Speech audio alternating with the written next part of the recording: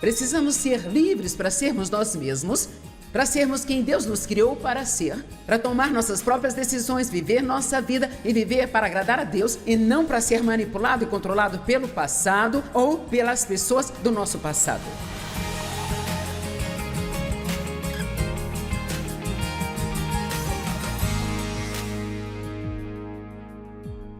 Então Moisés fugiu e Deus o mandou voltar.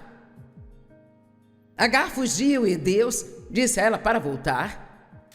Agora, e Elias? Não vou ter tempo para passar por tudo isso, porque tem uma mensagem de 6 partes, não cheguei nem na primeira ainda, então... Elias, ele fugiu de Jezabel, ele fugiu para o deserto e ficou deprimido, ele sentou-se debaixo de uma árvore de zimbro, solitário, seja lá o que for, e ele queria morrer.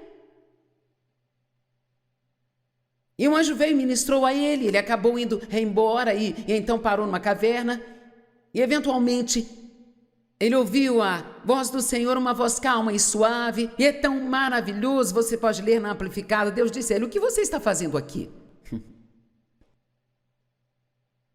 Sabe, se você está numa situação difícil e tudo que faz é ficar sentado, sentindo pena de si mesmo, dia após dia, só porque você não está no lugar onde gostaria de estar, talvez Deus esteja perguntando o que você está fazendo aqui. Em qualquer lugar onde Deus nos levar, Ele nos dará a graça de estar lá com uma boa atitude.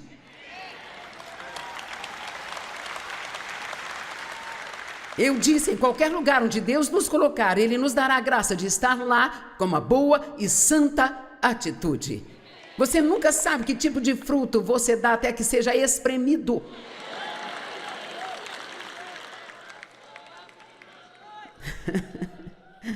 Você pode ir a todos os seminários sobre o fruto do Espírito e cantar canções sobre o amor, alegria, paz, paciência, bondade, benignidade, mansidão, longanimidade e domínio próprio, mas você nunca vai saber se você consegue operar no fruto do Espírito ou não, até que alguém te pressione ou te empurre. Então não pense que Deus não vai deixar você entrar em alguns lugares difíceis, porque Ele não apenas vai te permitir ir, mas Ele vai te levar até lá. O Espírito Santo levou Jesus ao deserto para ser tentado pelo diabo por 40 dias e 40 noites, sabia? Ele não foi para lá porque ele estava perdido. O Espírito Santo levou Jesus até lá para ser tentado e testado. Ele teve que enfrentar o diabo cara a cara e deixar o diabo saber que ele jamais fugiria dele. O pequeno Davi teve que enfrentar o Golias antes que ele pudesse se tornar um rei. E deixe-me dizer, não importa que tipo de unção esteja sobre sua vida, ou o que você foi chamado para fazer, ou que tipo de bênção Deus tem reservada para você, enquanto você estiver fugindo das coisas, você nunca usará a coroa. Eu tive que confrontar o meu pai para que eu pudesse estar aqui hoje, junto com muitas outras coisas na minha vida que eu tive que enfrentar. Agora, sabe, se você foi abusado por alguém, não estou dizendo que você precisa se assentar diante dela, encará-la e confrontá-la.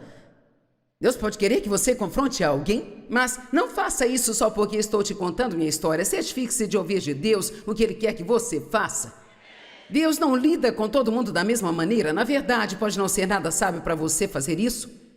Mas seja como for que precisa fazê-lo, você precisa confrontar e lidar com isso, mesmo que seja só sentar e conversar com um bom amigo em detalhes sobre o que aconteceu com você e sobre exatamente como você se sentiu e dizer: eu preciso superar. Eu preciso encarar isso e superar isso. O que você está fazendo aqui? Na segunda vez ele disse: o que você está fazendo aqui? E se você ler 1 Reis, capítulo 19, Deus disse a ele: eu quero que você saia desta caverna, volte para o lugar de onde você veio, volte ao trabalho, vá ungir um novo profeta, vá ungir um novo rei. Eu amo o que ele disse para ele ir e ungir Eliseu para tomar o seu lugar. Imagine se ele gostou disso. Eu não apenas quero que você volte ao trabalho, Joyce, e pare de sentir pena de si. Eu quero que discipule outras pessoas que tomarão seu lugar quando você desaparecer na poeira. Bem, obrigada, Senhor. Eu estou muito feliz com isso. Ah, meu Deus, e quantas Jonas então? Ah, sim. Cara, esta foi uma viagem das boas. Nós temos que ler isso. Jonas capítulo 1.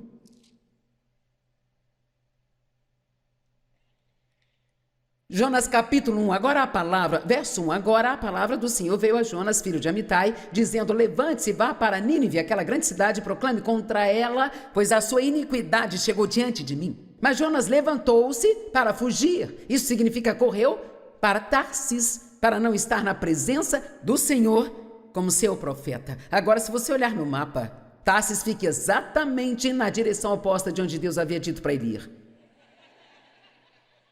Eu imagino quantas pessoas estão fugindo exatamente na direção oposta à vontade de Deus agora. Na verdade, eu me sinto ungida para falar com a minha audiência de TV por alguns minutos. Não pense que não sei que você está aí, não estou falando só com as pessoas aqui. Eu me pergunto quantos de vocês sabem, bem lá no fundo, que há algo que Deus te pediu para fazer e talvez haja um chamado em sua vida e você decidiu que prefere estar no ramo dos negócios. Isso não vai funcionar. Se você está fugindo de Deus, fugindo da vontade de Deus para a sua vida, você pode desistir agora e assim economizar muito tempo no deserto ou, como Jonas, ficar muito tempo na barriga da baleia. E é muito interessante porque ele fugiu de Deus. E no verso 17, no capítulo 1, diz, agora o Senhor preparou e convocou um grande peixe para engolir Jonas. E Jonas ficou na barriga do peixe por 3 dias e 3 noites. Agora o capítulo 2 conta tudo sobre a experiência dentro da barriga da baleia. As algas enroladas em volta da cabeça e das ondas chegando. Quero dizer, você consegue imaginar o fedor e a confusão? Finalmente, quando ele orou, o peixe o vomitou para fora. Capítulo 3, verso 1. E a palavra de Deus veio a Jonas pela segunda vez, dizendo, levante-se, vá para Nínive.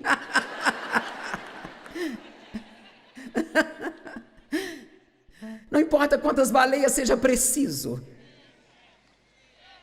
Vocês estão comigo? Deus, ele não vai mudar de ideia.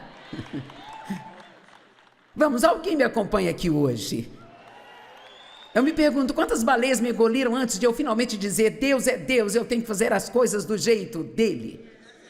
Quantos dias eu desperdicei no deserto? Quero dizer, ao redor de tantas montanhas, eu circulei de novo por tanto tempo, até que finalmente entendi que Deus é muito mais sábio do que eu. Amém, amém, amém. Agora, vamos falar de algumas maneiras que fugimos dos nossos problemas. Coisas simples e pequenas que provavelmente todos lidamos, mas não enxergamos pelo que elas são e queremos trazer algumas revelações aqui hoje, sabe? Uma das maneiras que nós fugimos é inventando desculpas.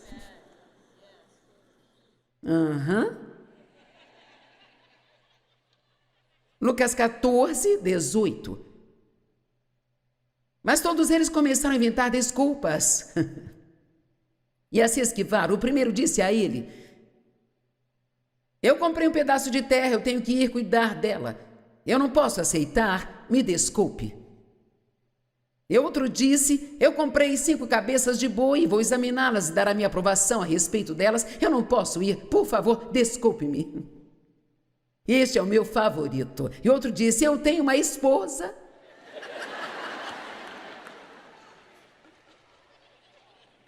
E por causa disso eu não vou ser capaz de ir. Por favor, queira desculpar-me. Agora, sabe, sinceramente, e alguns podem não se importar com isso, mas, sabe, muitas pessoas usam a desculpa de que não podem fazer nada para Deus porque elas têm uma família. Bem, deixe-me fazer uma pergunta.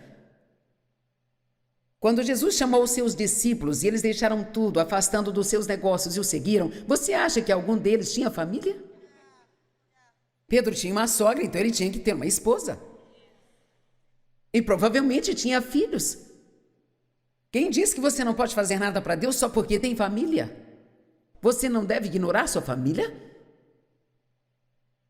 Só para ter algum tipo de ministério, mas todo mundo tem algo que Deus quer que eles façam. Todo mundo tem algo que Deus quer que façam, sabe? Todo mundo tem algo que Deus quer que eles façam. Todo mundo tem algo que Deus quer que eles façam. Então, qual é a sua desculpa?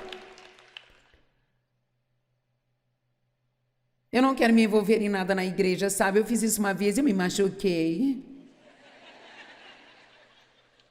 Oh...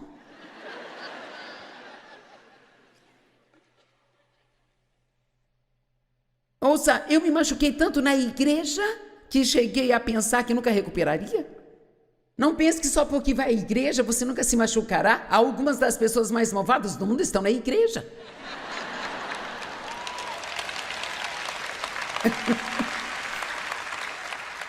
E o que devemos fazer é nos certificar de não sermos uma delas. Amém? Qual é a sua desculpa? Saiba que eu não comecei esse ministério agora, eu comecei a ensinar estudos bíblicos em casa quando eu tinha 36 anos de idade. Então, eu fiz isso por 5 anos. Então, eu trabalhei numa igreja por um tempo e eu não comecei este ministério antes dos 42 anos de idade. Eu não tinha começado até então. E eu tinha 4 filhos, 3 adolescentes e um bebê. Então, por favor, não me diga que você não pode fazer nada para Deus só porque tem um marido, ou tem uma esposa, ou porque tem filhos, ou porque tem responsabilidades. Ou porque está sozinho. Amém? Essa também é boa. Essa deve ser até melhor. Bem, eu não tenho ninguém para me ajudar, sabe? Talvez depois que eu me casar eu sirva a Deus. Talvez depois que meus filhos crescerem eu sirva a Deus, sabe? Eu posso dizer que nenhuma desculpa vai ser aceita por Deus. Nem é muito difícil, ou eu sou muito jovem, ou sou muito velho, ou eu não tenho os estudos certos. Gálatas 5, verso 13. Pois vocês, irmãos, foram de fato chamados para a liberdade. Todos gritem, eu sou livre. Então, somente não permitam que a liberdade de você seja um incentivo para a sua carne, uma oportunidade ou uma desculpa para o egoísmo. Eu estou cansada de ouvir todo mundo esbravejar sobre seus direitos.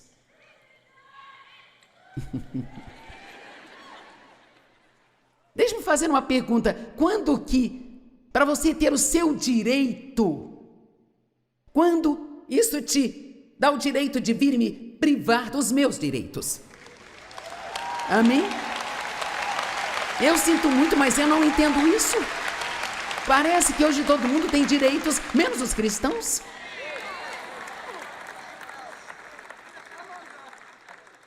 Isso é ridículo.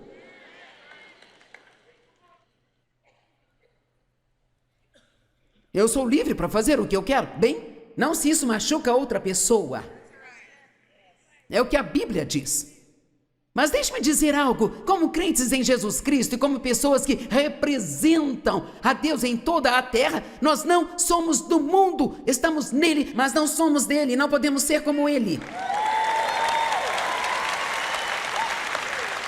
E temos que ser responsáveis. Deixe-me dizer algumas coisas tristes, mas eu espero que sejam lições com as quais possamos aprender. Então, minha mãe sabia que meu pai estava abusando de mim, porque eu contei isso a ela quando eu tinha 9 anos de idade e ela o confrontou, mas ele mentiu sobre isso e acabei criando problemas com ele, sabe? E aquilo tudo era muito solitário. Então, quando eu tinha 14 anos, ela entrou em casa e o flagrou. Ela se virou e saiu de casa, voltou 2 horas depois e nunca mais disse nada a respeito disso. Agora, eu não entendo como alguém pode fazer isso, mas era um medo.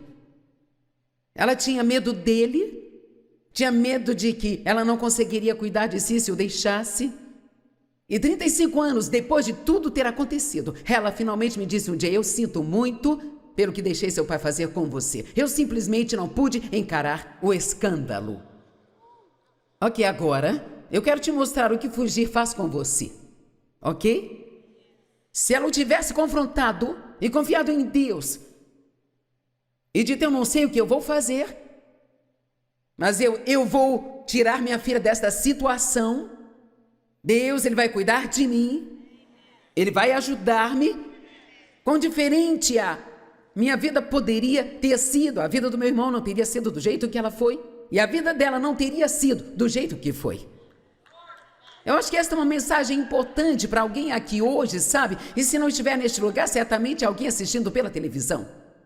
E você precisa confrontar as coisas, mas por medo, estritamente por medo. Ela fugiu e se escondeu, ela fugiu e se escondeu, ela fugiu e se escondeu. E a culpa disso, eventualmente, consumiu toda a sua saúde mental, até que ela teve um colapso nervoso total e teve que fazer tratamentos de choque por 2 anos. Ela nunca foi a mesma pessoa depois disso.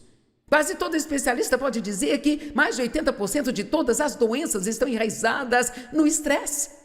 E até que eu tratasse toda essa confusão na minha vida, eu tinha dores de cabeça, tinha enxaqueca, meus hormônios estavam descontrolados, eu ficava cansado o tempo todo. Você não pode se esconder das coisas e fugir das coisas, porque elas virão atrás de você. Deixe-me dizer algo, seja qual for o lugar que Deus te leve, Ele está pronto para te guiar através disso e para te trazer para fora com a vitória. Amém? Esse é o tempo. Chegou a hora. É tempo de parar de fugir. Vamos lá, vamos dar um grande louvor ao nosso Deus.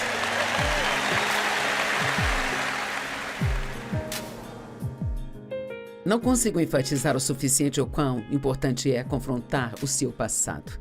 Não é fácil, mas se Deus está te guiando a isso, então você está pronto e Deus estará com você durante todo o processo. Esta é uma chave para seguir em frente e se afastar da sua dor. Muitas vezes, crescer em uma casa abusiva inclui a solidão. Afinal, como podemos compartilhar nossa dor com os outros se ninguém realmente entende como nos sentimos?